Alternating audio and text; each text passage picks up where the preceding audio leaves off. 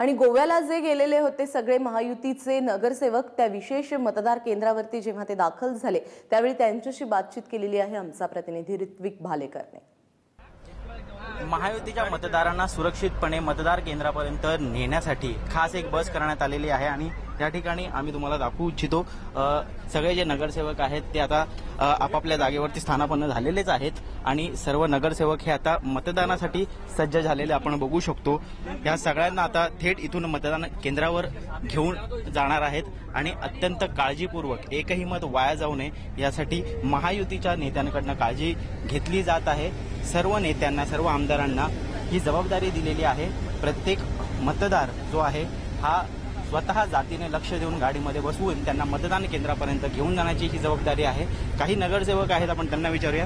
तर अत्यंत चुरशीची ही लढाई आहे आणि ह्या लढाईसाठी महायुती त्याचबरोबर काँग्रेस राष्ट्रवादी दोन्ही पक्ष जे आहेत ते सज्ज आहेत। काय म्हणाल?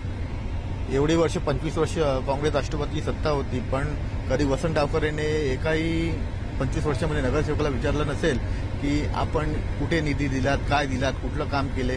मीरा भाईंदरमध्ये त्यांचे पायी देखील लागले नाहीत। अशा माणसाला आपण मतदान करणं ही चुकीची गोष्ट आहे। होऊ शकतो शिवसेना आणि भाजपचे एकत्रित नगरसेवक या ठिकाणी जमलेले आहेत। आपण यांना विचारूयात मॅडम कशा पद्धतीने तयारी आहे?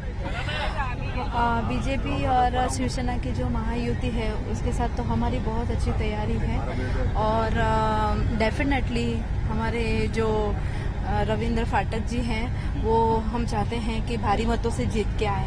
तब बसमध्ये प्रत्येक नगरसेवक हा नाव घेऊन त्यांना बसवलं जात आहे या ठिकाणी आणि यांना आता इकडनं थेट मतदान केंद्रापर्यंत नेण्यात येणार आहे आणि त्यांच्याकडनं गेल्या 2 दिवसापासून सराव करून घेतला जात आहे की कशा पद्धतीने हे मतदान होईल आणि एकही मत वाया न जाण्यासाठी जी काळजी महायुतीकडनं घेतली जात आहे हे आपण आता प्रत्यक्षात पाहतच आहात। कॅमेरा पर्सन गजानन बाळापूरकरसह ऋत्विक भालेकर, एबीपी माझा, मीरा भाईंदर।